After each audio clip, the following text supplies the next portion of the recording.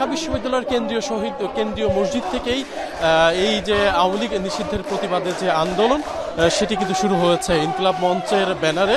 ইতিমধ্যে আমরা দেখতে পাচ্ছি ঢাকা বিশ্ববিদ্যালয়ের বেশ কিছু শিক্ষার্থী তারা একটি ব্যানার নিয়ে এবং বিভিন্ন ধরনের প্লেকার্ড হাতে নিয়ে তারা আওয়ামী লীগের বিরুদ্ধে নানান ধরনের স্লোগান দিচ্ছেন এবং এই আওয়ামী লীগকে নিষিদ্ধ করার প্রতিবাদে কিন্তু তারা এই বিক্ষোভ মিছিল শুরু করেছে। একটু জানাতে চাই যে গত রাতে হাসনাত আব্দুল্লাহ অর্থাৎ বৈষম্য বিরোধী ছাত্র আন্দোলনের অন্যতম নেতা এবং জাতীয় নাগরিক পার্টির কেন্দ্রীয় নেতা, তিনি কিন্তু একটি স্ট্যাটাস দিয়েছেন। সেই স্ট্যাটাসকে ঘিরেই কিন্তু গোটা দেশ তোলপাড় এবং আলোচনা সমালোচনার ঝড় বইছে। সেই ঘটনার প্রেক্ষিতেই আওয়ামী লীগকে পুনর্বাসন করার একটি চক্রান্ত চলছে। হাসনাত আব্দুল্লাহ এই ধরনের অভিযোগ তুলেছেন তার ফেসবুক স্ট্যাটাসের মাধ্যমে। তারপরেই কিন্তু বেশ আওয়ামী লীগের এই নিষিদ্ধের দাবিটি আরো জোরালো হয়েছে।